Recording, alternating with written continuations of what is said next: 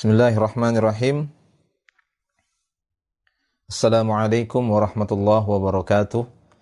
Innal hamdalillahi nahmaduhu wa nasta'inuhu wa nastaghfiruh wa natubu ilaihi wa na'udzu billahi min syururi anfusina wa sayyiati a'malina. Man yahdihillahu fala mudhillalah wa man yudlil fala hadiyalah.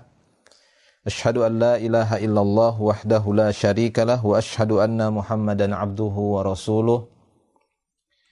Allahumma salli wa sallim ala Rasulillah Muhammadin sallallahu alaihi wasallam wa ala alihi wa ashabihi wa man tabi'ahum bi ihsanin ila yaumiddin, amma ba'du. Ma'asyiral muslimin wal muslimat, ikhwanil kiram rahimani wa rahimakumullah wa azzakumullah wa ajma'in. Alhamdulillah, pada malam hari ini kita bertemu kembali di kajian online ini. Insyaallah kita akan lanjutkan kembali khususnya kepada para tulab wa talibat. Untuk kajian ini kita lanjutkan melalui media online, yaitu kajian fikih yang sudah kita sampaikan biasanya di kelas. Namun untuk kali ini kita sampaikan melalui media online untuk melanjutkan pembahasan toharoh, di mana pembahasan toharoh kita, Kitabut Toharoh, sudah sampai di Babul Ghusl, yaitu pembahasan mandi ataupun ghusl janabah, mandi janabah. Dan terakhir telah kita bahas yakni mujibatul ghusl, hal-hal yang mewajibkan seorang itu untuk mandi janabah.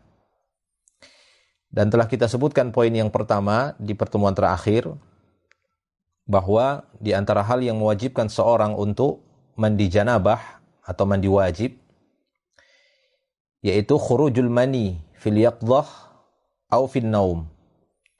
Keluarnya air mani baik itu dalam keadaan terjaga ataupun saat tertidur. Yang terpenting terlihatnya air tersebut, khususnya bagi orang yang tertidur. Saat dia terbangun, apabila dia mendapati adanya air ataupun al-mani tersebut, maka wajib baginya untuk mandi walaupun dia tidak mengingat apa yang terjadi saat dia bermimpi.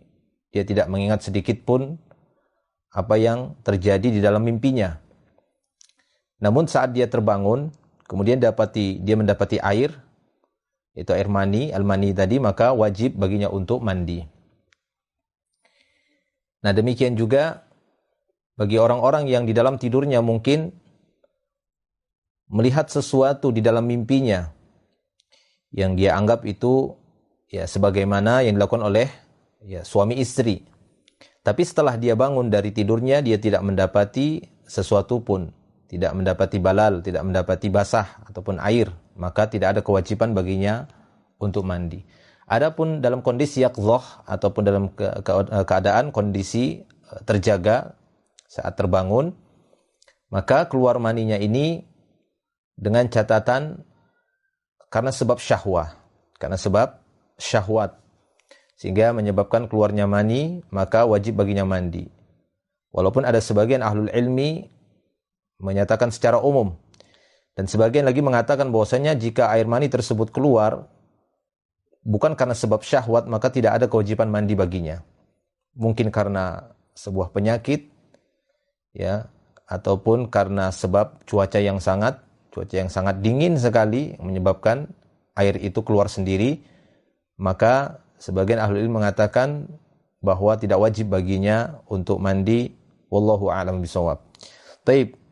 Dan telah kita jelaskan juga para jemaah Allah Subhanahu wa taala, yakni antara keluarnya air mani ataukah hanya sekedar berhubungan suami istri.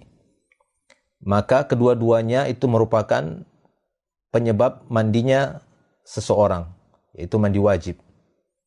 Walaupun di sana ada khilaf di kalangan para ulama yang sudah kita sebutkan dari beberapa riwayat-riwayat hadis, seperti hadis innamal ma' minal ma', sesungguhnya air itu wajib disebabkan adanya air yang keluar, yaitu kisahnya Idban. Saat dia tergesa-gesa dan terburu-buru dipanggil oleh Nabi SAW dari depan rumahnya, maka dia pun bertanya, "Ya Rasulullah, seorang suami yang berhubungan dengan istrinya tergesa-gesa tapi tidak sempat keluar air. Maka beliau mengatakan wajibnya air itu karena sebab keluarnya air. Sehingga sebagian memahami bahwa dahulu di awal-awal Islam bahwa hubungan intim antara suami dan istri, walau dalam kondisi bagaimanapun sudah hubungan tersebut, hubungan intim tersebut, yang terpenting adalah keluarnya air atau tidak. Jika air tidak keluar, maka tidak ada kewajiban mandi. Ya, namun apabila airnya itu keluar, maka wajib mandi. Namun sebagian ahli mengatakan itu mansukh. Ya, hadis itu mansukh. Kemudian yang menasihkannya adalah riwayat-riwayat yang menyebutkan sekedar seorang berada di atas 4 anggota tubuh istrinya, dia bersungguh-sungguh, atau masal khitan, al-khitan, bersentuhnya antara khitan dengan khitan, maka wajib mandi. Iltiqa'u khitanain, maka wajib mandi. Nah, tapi intinya bahwasanya kedua hal itu wajib mandi dengan menerima kedua dalil tersebut. Wallahu a'lam bishawab. Kemudian kita akan melihat mujibatul ghusl yang kedua. Hal-hal yang mewajibkan seorang mandi yang kedua.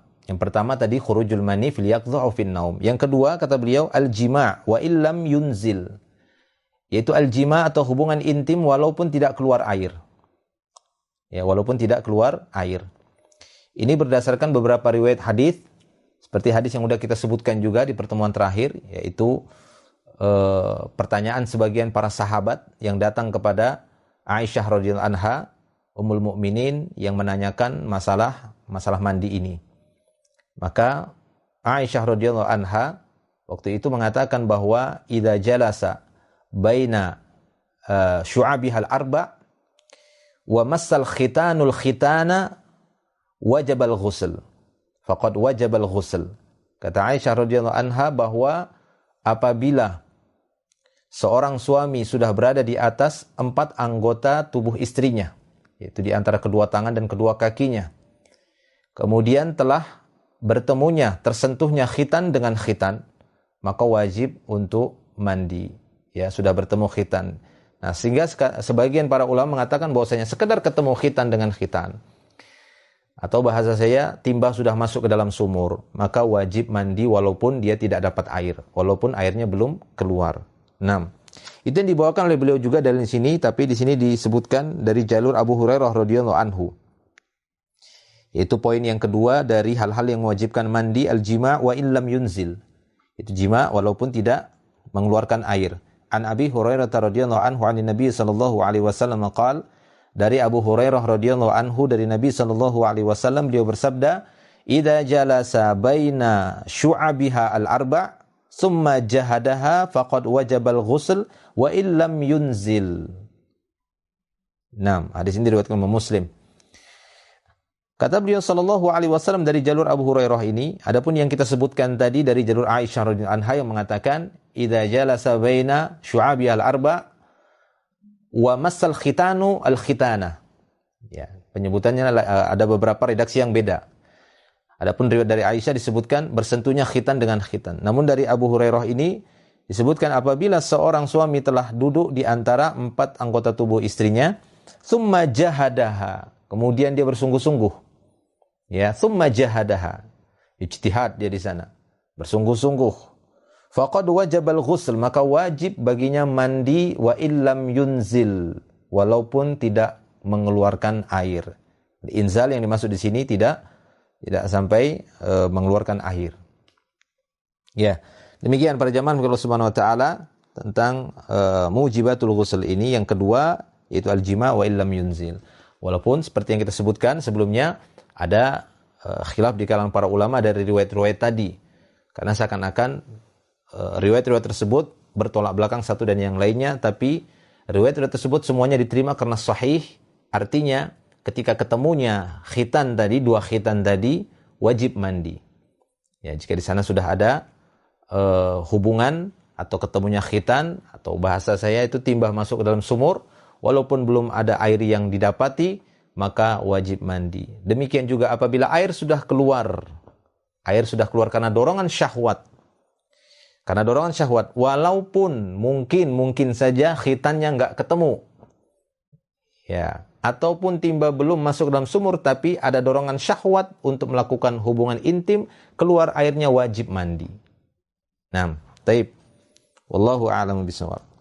Kemudian yang ketiga, hal-hal yang mewajibkan seorang mandi adalah Islamul kafir, Islamnya seorang yang kafir.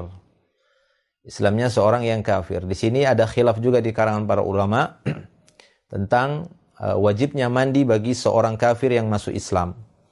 Apakah wajib bagi seorang kafir yang masuk Islam dia untuk mandi ataukah ini perkara yang mustahab saja? Ada khilaf di kalangan para ulama.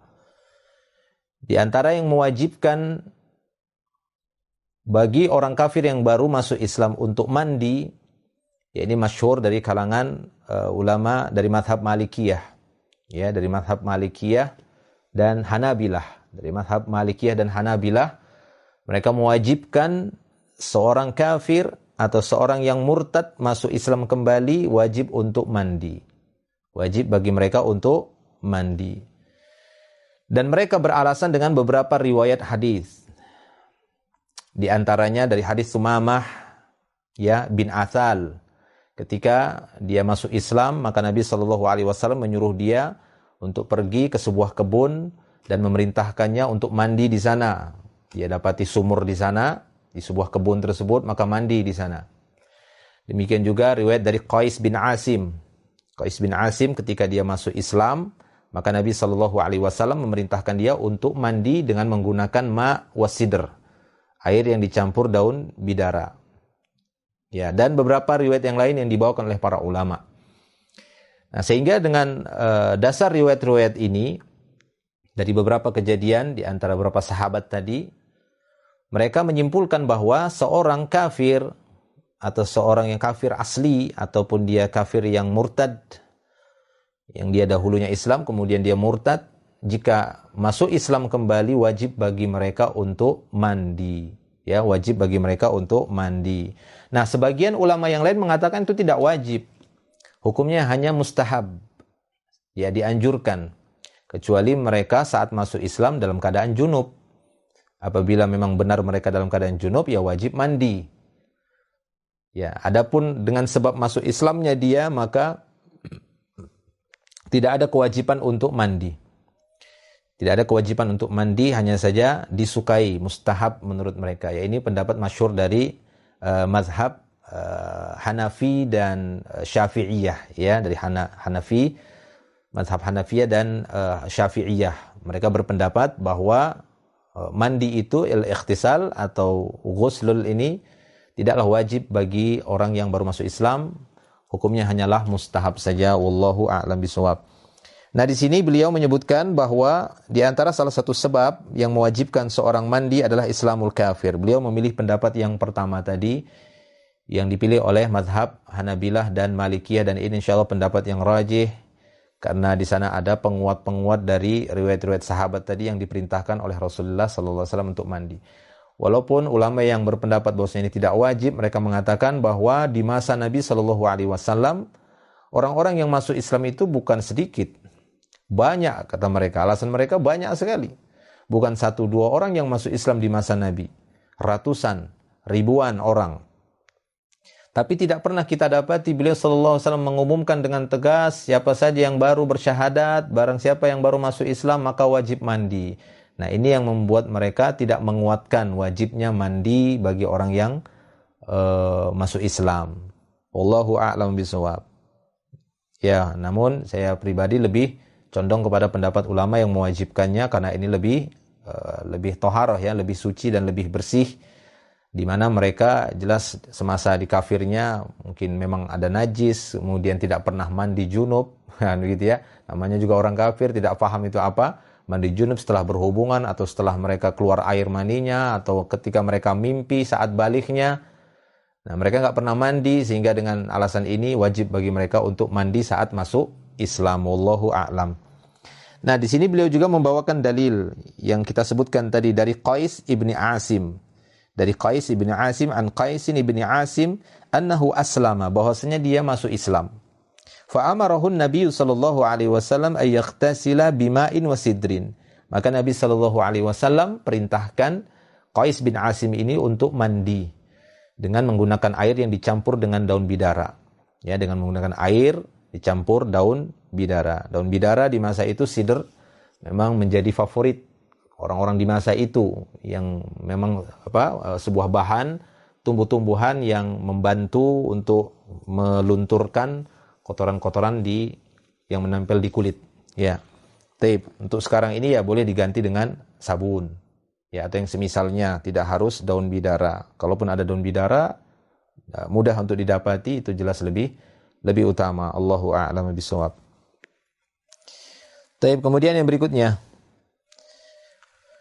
mujibatul ghusl, di antara hal-hal yang mewajibkan mandi yang keempat, kata beliau, ar-rabi' inqita'ul haid wan nifas, berhentinya darah haid dan nifas.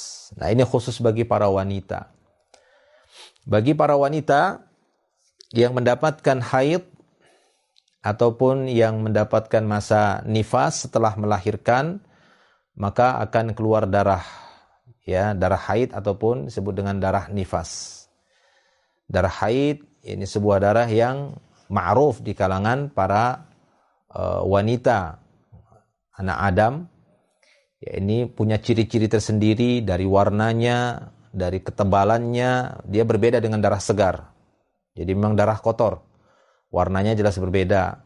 Ya, kemudian dia lebih kental, dari kekentalannya tidak sama seperti darah yang segar, yang dia mengalir encer. Jadi ada ciri-ciri sendiri dan itu bisa difahami, belum lagi baunya, aromanya, dan yang lainnya. Nah, ini jelas bagi kalangan wanita anak Adam bahwa mereka mengalami masa haid. Ya, kata para ulama, sekurang-kurangnya masa haid bagi wanita itu antara 1 atau 2 hari. Dan maksimalnya menurut mereka itu tidak lebih dari 15 hari. Walaupun satu dan yang lainnya itu berbeda-beda. Tergantung kebiasaan. Ada yang memang dia 3 hari memang sudah selesai, 2 hari selesai. Ada yang sampai 7 hari. Ada yang sampai 10 hari, ada yang sampai ya belasan hari. Taib. Namun apabila sudah jelas menurut kebiasaannya darah haid itu sudah selesai, berhenti, wajib baginya untuk mandi. Wajib bagi untuk wanita haid untuk mandi. Taib. Nah, di sini disebutkan, adapun nanti mengenai bagaimana tata cara mandinya akan ada pembahasan tersendiri setelah ini, ya. Nanti akan dibahas insyaallah. Ini hanya membahas sebab-sebab ataupun hal-hal yang mewajibkan seorang mandi. Inqita'ul haid wan nifas. Demikian juga wanita nifas. Wanita nifas saat dia melahirkan, maka ada darah yang keluar. Umumnya seperti itu, ataupun damun nifas. Ada darah yang keluar, maka untuk wanita haid, wanita yang sedang nifas, ada 2 hal yang haram bagi mereka melakukannya dan disepakati oleh para ulama, tidak ada khilaf dalam masalah ini, tidak boleh mereka sholat dan puasa. Selain dari itu khilaf para ulama, sehingga kita berlapang dada dalam masalah ini. Masalah wanita memegang mushaf yang sedang haid, wanita masuk masjid, di majelis ilmu, wanita yang ini itu ada banyak khilaf dalam masalah itu. Tapi sepakat para ulama bahwasanya ada 2 hal yang tidak boleh bagi wanita haid atau nifas. Apa itu? Sholat dan puasa. Itu sepakat, tidak ada khilaf. Barang siapa yang khilaf, ini bisa kafir. Ya, barang siapa yang menyelisihi ini kafir. Kenapa? Karena ini ijma' sepakat. Dan ini yang sudah difahami, yang sudah terjadi dari masa Nabi SAW, bahwa wanita-wanita di masa Nabi dilarang untuk mengerjakan sholat dan puasa saat mereka haid. Adapun selesai mereka haid ataupun nifas, cukup bagi mereka mengganti puasa saja dan tidak perlu mengganti sholat, kecuali orang-orang Khawarij.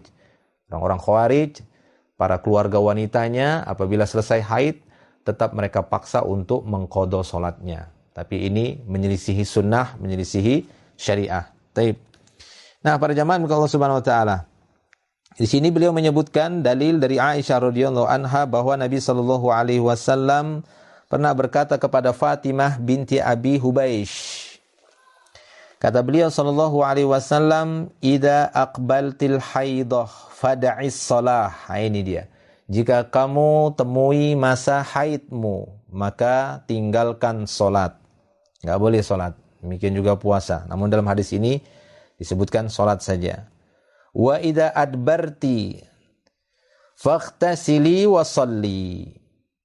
Namun apabila engkau telah selesai dari masa haidmu, sudah kau tinggalkan, sudah selesai masa haid, faghtasili, maka mandilah kamu. Wa shalli, dan kerjakanlah kembali salat.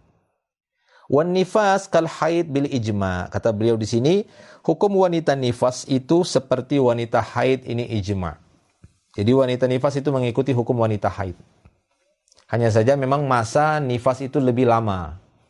Bahkan kadang darah itu sudah keluar sebelum anak itu lahir. 1 hari, 2 hari, 3 hari udah keluaran darah. Nah ini darahnya itu darah nifas. Dihukumi darah nifas. Tidak boleh wanita tadi itu untuk sholat. Ya, tidak boleh dia mengerjakan sholat lagi. Namun walaupun umumnya darah nifas itu keluar sudah setelah melahirkan. Tapi kadang ada darah nifas itu, darah itu sudah keluar sebelum anak itu tadi lahir. Nah biasanya masa nifas ini juga berbeda-beda di antara wanita itu. Sehingga kata para ulama maksimalnya masa nifas itu 40 hari. Ini bagi orang yang masih lebih dari 40 hari, seorang wanita lebih dari 40 hari masih keluar darah nifasnya, maka itu tidak dihitung darah nifas, itu darah penyakit saja. Sehingga mereka harus tetap sholat dan puasa. Wadah jelas ya? Nah, dan masa nifas itu sama seperti haid. Masa nifas hukumnya sama seperti wanita haid. Artinya apa? Tidak boleh sholat dan tidak boleh puasa. Sehingga apabila ada wanita nifas, kemudian dia memasuki bulan Ramadan, dia tidak boleh mengambil uzur menyusuinya. Ya, tidak boleh mengambil uzur menyusuinya. Akan tapi lebih kuat hukumnya kepada hukum wanita nifas. Dia harus mengganti puasa tadi, tidak boleh bayar fidyah. Jelas ya, tidak boleh dia membayar fidyah. Nah, misalnya ada seorang wanita seorang wanita melahirkan. Jika ada seorang wanita melahirkan, kemudian keluar darah nifas dan masuk bulan Ramadan, dia menyusui atau tidak menyusui?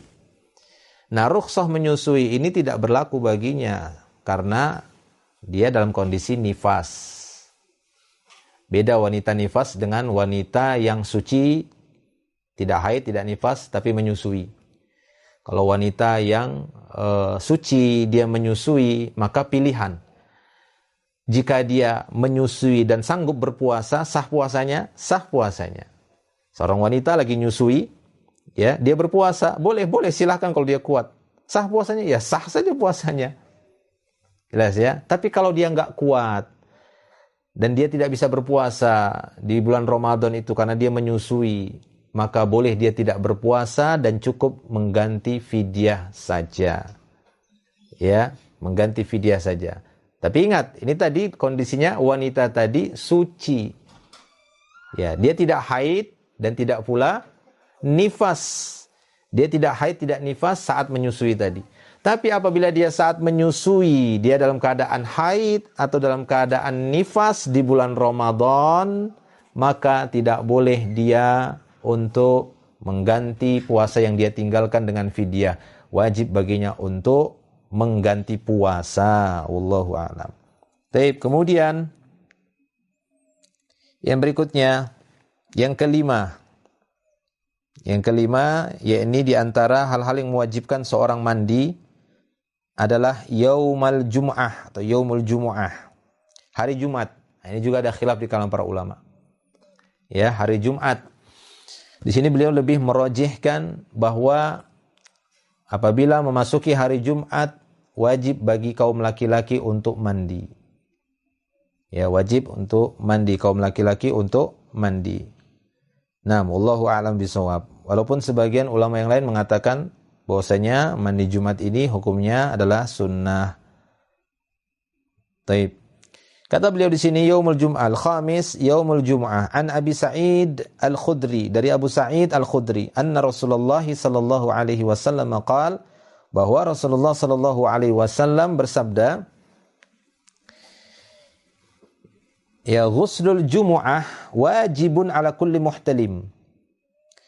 Muttafaqun alaih. Kata beliau sallallahu alaihi wasallam, mandi Jumat wajib hukumnya bagi setiap yang telah bermimpi. Ya, ini yang telah baligh. Ya, ghuslul jumu'ah wajibun ala kulli muhtalim. Muhtalim ini ihtalama, yakni sudah bermimpi, ini sudah baligh. Nah, berdasarkan dalil ini beliau mengambil pendapat ataupun menyimpulkan wajibnya mandi di hari Jumat bagi kaum laki-laki saja. Wallahu a'lam bishawab. Nah, inilah 5 hal yang disebutkan oleh beliau dalam kitab Al-Wajiz ini dari pembahasan fikih Toharoh, dari kitab Toharoh, yaitu pembahasan Al-Ghuslu, yaitu 5 hal kata beliau di sini yang mewajibkan seorang mandi, yaitu khurujul mani fil yaqdhah wa fin naum, al-jima' wa illam yunzil, ya, keluarnya air mani dalam keadaan terjaga ataupun tertidur, al-jima' yaitu hubungan suami istri, wa illam yunzil walaupun belum mengeluarkan air mani, islamul kafir, islamnya seorang kafir, masuk islamnya seorang kafir, kemudian inqita' al-haid wan nifas, selesainya masa haid ataupun nifas, dan yang kelima kata beliau yaumul jumu'ah, ya, karena sebab hari Jumat. Nah, kemudian kata beliau arkanuhu, yani arkanul ghusl. Apa rukun-rukun mandi ini? Nah, para ulama menyebutkan bahwa amal-amal itu atau masing-masing amal yang diperintahkan dalam Islam, terutama amal-amal yang wajib, padanya ada rukun-rukun. Ada tiang-tiang yang apabila ini tidak ditegakkan maka tidak sempurna atau tidak sah mandinya tadi, atau ibadah tadi tidak sah. Rukun salat, rukun puasa, rukun zakat, ya, rukun haji, umrah, mandi, rukun wudu. Nah, demikian juga mandi ini mereka sebutkan ada rukun-rukunnya. Nah, arkanuhu kata beliau, kita beranjak kepada pembahasan ringkas, ya, karena kitab namanya kitab Al-Wajiz, yaitu ringkasan, ya. Arkanuhu, rukun-rukunnya, yang pertama an-niyah, wajib untuk berniat walaupun tidak harus diucapkan oleh lisan. Kalaupun dia mau mengucapkannya tapi tidak terus-menerus, maka boleh-boleh saja. Saya mau mandi junub gitu ya, saya mau mandi wajib, boleh-boleh saja. Mau pakai bahasa Arab, mau pakai bahasa Indonesia, ya, ana aksilul janabah misalnya, ana urid ghuslul janabah, ana uridu ghuslal janabah misalnya, pakai bahasa Arab. Ya, atau ana uridul ghuslal wajib, saya ingin mandi wajib. Atau pakai bahasa Indonesia, pengen mandi wajib, saya pengen mandi wajib. Atau enggak dia sebutkan tapi niatnya memang ingin mandi wajib, ya silahkan. Yang penting adanya niat. Apa tujuannya? Supaya tidak sama dengan mandi biasa. Karena kita juga biasa mandi. Ya, kita biasa mandi atau tidak? Biasa kita mandi dengan meratakan air ke seluruh tubuh, itu sudah hal yang biasa bagi kita. Nah, jangan sampai itu menjadi kebiasaan, maka dia tidak dinilai ibadah, dia tidak mengangkat hadas besar tadi. Karena tujuannya ghuslul janabah ini ataupun mandi besar ini, tujuannya adalah untuk mengangkat hadas besar. Ya, hadasun akbar. Adapun untuk mengangkat hadasun asghar, ya ini bil wudu, dengan wudu. Dan hadas, perlu kita ingatkan, beda dengan najas. Hadasun wa najasun. Adapun najasun, sesuatu yang terlihat zatnya, itu dia najas.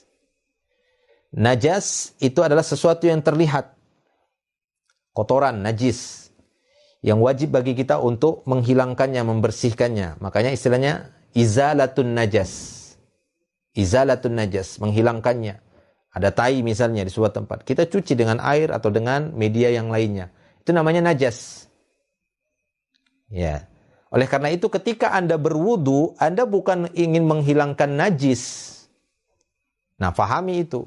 Sehingga tidak membutuhkan air yang banyak. Ada sebagian orang, kenapa itu ada sebagian kelompok wudu itu kok dikit-dikit airnya katanya. Ya karena wudu bukan untuk nyuci najis. Paham kan? Wudu itu untuk raf'ul hadas namanya. Istilahnya pakai raf'ul hadas.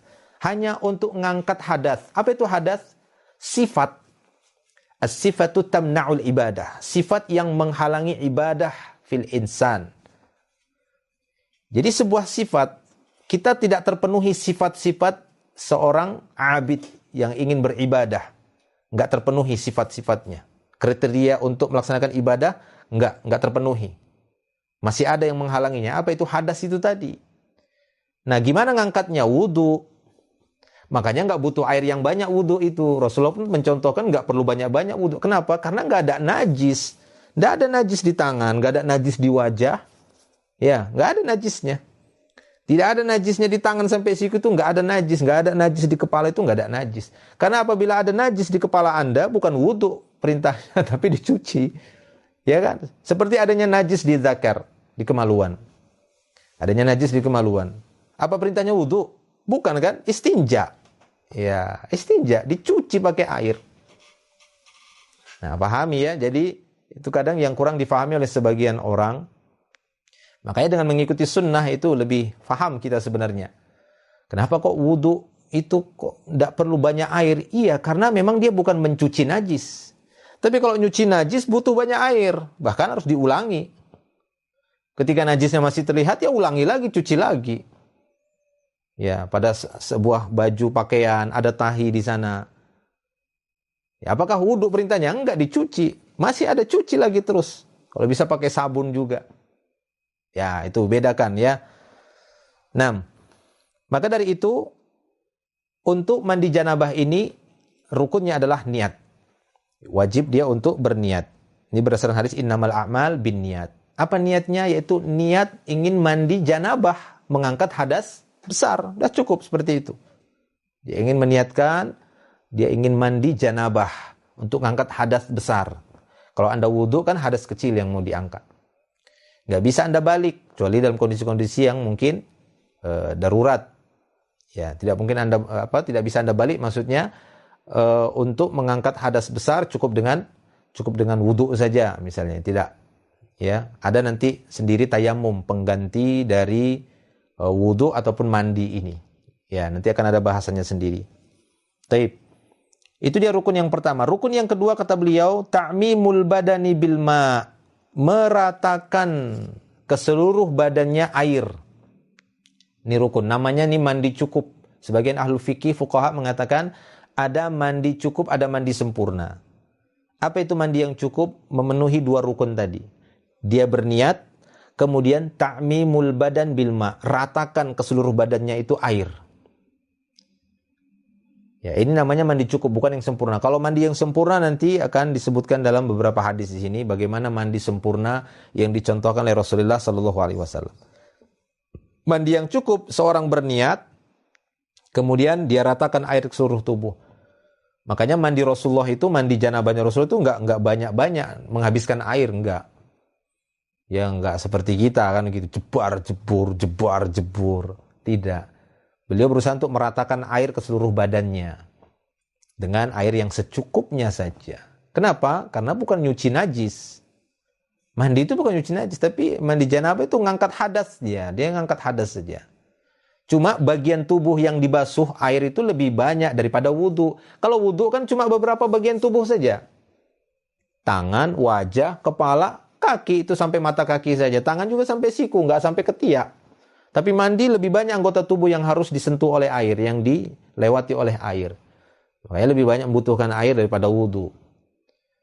Tapi bukan untuk cuci najis ya mandi. Jadi ingat bahwasanya dalam pembahasan mandi ini bukan cuci najis, beda. Kalau bahas mencuci najis itu sudah kita lewati sebenarnya ya. Itu ada bahasanya yang lain lagi. Ya, dalam pembahasan najasat di sana dia. Izalatun najasat, cara-cara mencuci najis. Ya, cara-cara cebok, istinja, istijmar, membersihkan darah haid, membersihkan kena jilatan anjing. Nah, itu namanya pembahasan bersihkan najis. Ini mandi sama wudu beda. Dia cuma hadas yang dibicarakan itu sifat. Ya, sehingga dia tidak butuh banyak air. Maka apabila ada seorang yang sudah meniatkan mandi janabah, kemudian mungkin di depan rumahnya atau di belakang rumahnya ada sungai. Sungai Mahakam. Orang-orang tinggal di pinggir Sungai Mahakam misalnya. Anda berniat misalnya, Anda junub. Kemudian Anda berniat ingin mandi junub. Mendatangi Sungai Mahakam, kemudian Anda loncat mandi, jebur. Sampai air itu rata seluruh badan. Maka ini namanya mandi cukup. Ya. Ini namanya mandi yang cukup. Diterima, sempurna. Ya, nggak sempurna mandinya, bukan mandi yang sempurna, tapi sudah mencukupi untuk mengangkat hadas besarnya dan dia boleh untuk mengerjakan sholat. Ya, karena hadas besar udah terangkat, hadas kecil nggak mungkin tersisa. Jadi seorang yang selesai mandi janabah, boleh dia langsung sholat? Boleh, silahkan. Ya, kenapa? Karena pada hakikatnya junubnya sudah terangkat hadas besarnya sudah terangkat, tidak mungkin hadas kecilnya tersisa, harus wudhu lagi. Ya, itu tidak difahami seperti itu. Karena kalau sudah terangkat hadas besar, ya tersisa hadas kecil, ya ini gimana? Itu tidak diterima. Artinya kalau sudah terangkat hadas kecil, ya hadas besar, ya hadas kecil sudah ikut juga terangkat. Ya, itu dia mandi sempurna. Mandi cukup dengan mandi sempurna. Jadi mandi cukup itu ya sekedar seorang berniat, yang paling penting adalah dia niatnya, supaya membedakan dengan mandi-mandi biasa. Karena kita terlalu sering mandi. Nah, jangan sampai nanti saat kita dalam keadaan junub, baru berhubungan suami istri, kita anggap kita mandi itu mandi biasa saja. Jebur, tidak ada niat untuk mengangkat hadas besar, maka tidak sah sholat kita. Tidak sah sholat kita. Ya, kalau sampai 3 hari lagi baru mungkin berhubungan intim lagi dengan istrinya, baru mandi lagi dari sana, 3 hari nggak sah sholatnya, gimana? Maka harus niat saat dia mandi janabah tersebut. Taib. Adapun jam berapa ini?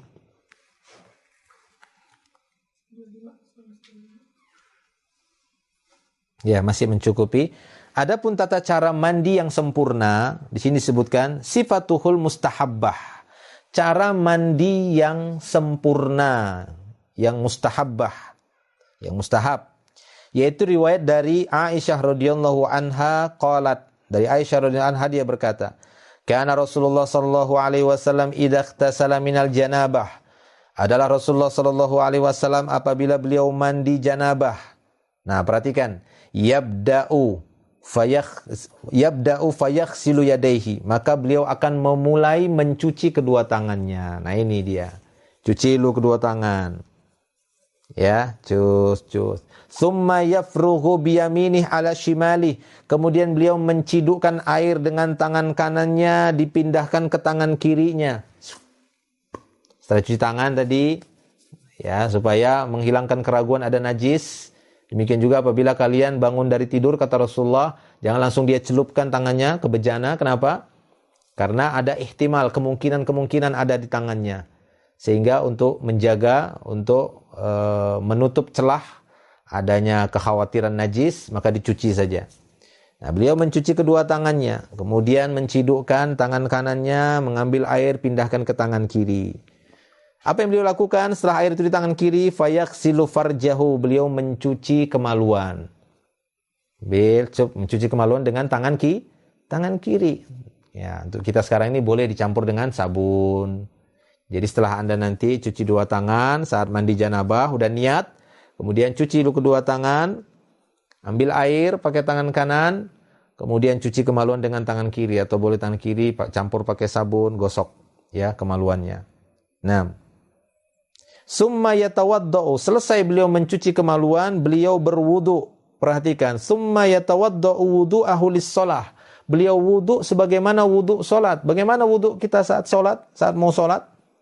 Ya berwudu, cuci tangan, kumur-kumur, madmadah, istinsyak, ya, istinsar, wajah, ya, kemudian janggut juga disela-selain, kemudian tangan sampai siku kanan dan kiri sampai siku 3 kali, usap rambut dari depan ke belakang, kemudian kedua kaki, ya, sampai kaki. Adapun yang mengatakan kaki nanti diakhirkan, maka wallahu a'lam, ini nanti akan kita dapat di sini. Ketika disebutkan wudu yang sempurna, berarti apa kita fahami itu sempurna sampai kaki. Adapun bagaimana Rasulullah mencuci kaki di akhir mandinya tadi, nah ini perbuatan tersendiri, bisa itu dihukumi memang itu ada sendiri mencuci kaki syariatnya, bisa itu mungkin karena sebab yang lainnya. Ya, taib. Jadi wudu sempurna beliau sampai kaki. Setelah itu apa? Kata beliau di sini, kata Aisyah radhiyallahu anha, "Tsumma ya'khudul ma' fayudkhilu asabi'ahu fi usuli sya'r." Kemudian beliau mencidukkan air dan memasukkan jari jemarinya di kulit-kulit rambut ini, di dasar-dasar rambut. Ya, ini diambil air ambil, nah di apa namanya, keramas lah bahasa kita. Boleh dengan menggunakan sampo, boleh, silahkan. Ya, silahkan saja. Jika Anda ingin mencampur ketika mencuci rambut itu, bagaimana Rasulullah mencuci rambut, ya, sehingga beliau merasakan nanti air itu benar-benar menyentuh kulit kepala. Mau dicampur sampo, silahkan. Keramas.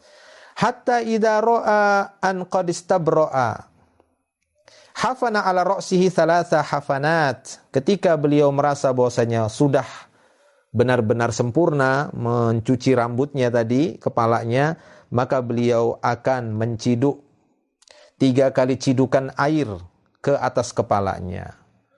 Cur 1, cur 2, cur 3. Ya, gitu ya. Jadi disiram oleh beliau 3 kali. Hafana ala ra'sihi thalatha hafanat. 1, 2, 3. Kalau kita pakai gayung ya 1, 2, 3. Kemudian setelah itu apa? Summa afadhu ala sa'iri jasadi. Kemudian beliau guyur ke seluruh jasadnya. Utamakan kanan ya. Kanan, kiri, terus ya, kita ratakan air ke seluruh tubuh. Boleh juga digunakan sabun ya. Enggak ada masalah. Taib, itu dia. Ya, summa afadhu ala sa'iri jasadi. Summa ghassala rijlaihi. Summa ghassala rijlaihi. Kemudian di akhir beliau mencuci kedua kakinya. Nah, ini sebagian kata para ulama bahwasanya beliau wudunya dalam salat tadi, dalam mandi janabah tadi, wudunya tersebut beliau akhirkan mencuci kakinya, kata sebagian ahlul ilmi. Adapun sebagian lain mengatakan enggak, tetap wudunya tadi di awal sudah sempurna sampai mencuci kaki. Lalu cuci kaki yang terakhir ini di akhir mandi tadi, cuci kaki yang apa ya? Cuci kaki tersendiri. Atau ada sebagian mengatakan cuci kaki beliau itu karena waktu itu lantai dari tempat mandi beliau itu bukan seperti lantai sekarang. Ada pasirnya, jadi beliau menyirami pasir-pasir. Ya, ada banyak akwal dari para ulama memberikan penjelasan tentang mencuci kedua kaki di akhir mandi Rasulullah Shallallahu Alaihi Wasallam.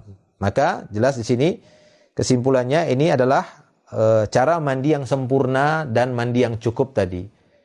Walaupun rukunnya tadi 2, rukunnya yaitu niat dan ta'mimul badan bil ma', meratakan air ke seluruh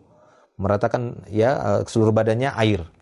Adapun mandi yang sempurna seperti yang dicontohkan oleh Nabi sallallahu alaihi wasallam tadi dari Aisyah radhiyallahu anha, beliau mulai mencuci kedua tangan, mengambil air, 1 cidukan air, kemudian mencuci kemaluan bisa menggunakan sabun.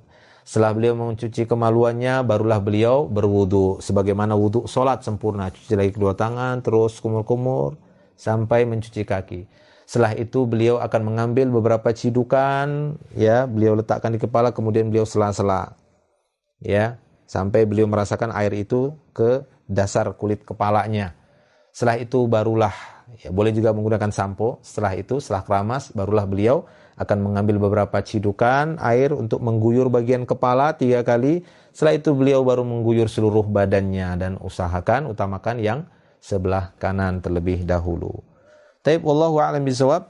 Kita cukupkan dulu materinya sampai di sini. Insyaallah akan kita lanjutkan lagi, masih ada sisa penjelasan tentang mandi ini, yaitu bagaimana mandi janabah ataupun mandi haid bagi wanita, ya, mandi bagi wanita setelah haidnya, setelah selesai haidnya. Wallahu a'lam bishawab. Ada pertanyaan?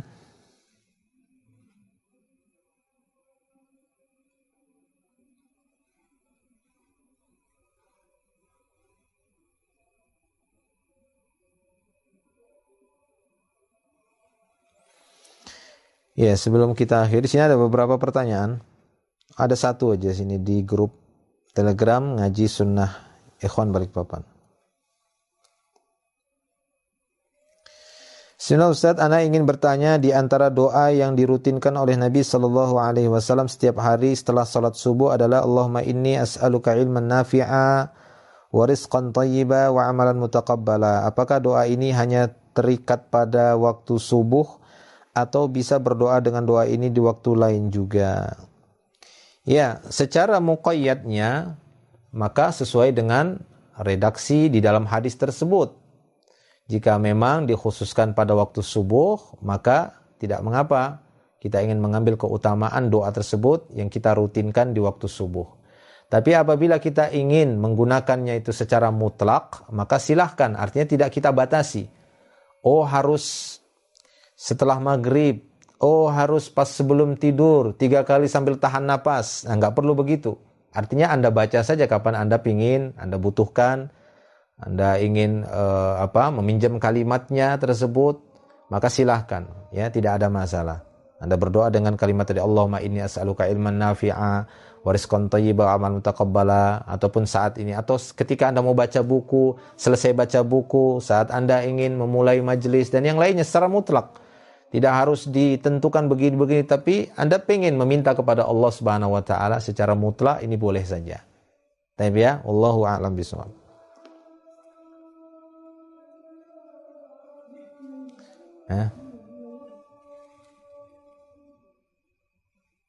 Wujud? Wujud. Tip, ya, jika tidak ada pertanyaan, kita cukupkan sampai di sini. Insyaallah nanti kita lanjutkan di pertemuan yang berikutnya. Ya, insyaallah. Semoga Allah Subhanahu wa taala senantiasa memberikan taufik dan hidayahnya kepada kita semua dan istiqomah di atas agamanya. Akhiru da'wan alhamdulillah subhanakallahumma bihamdik asyhadu an la ilaha illa anta astaghfiruka wa atubu ilaik. Assalamualaikum warahmatullahi wabarakatuh.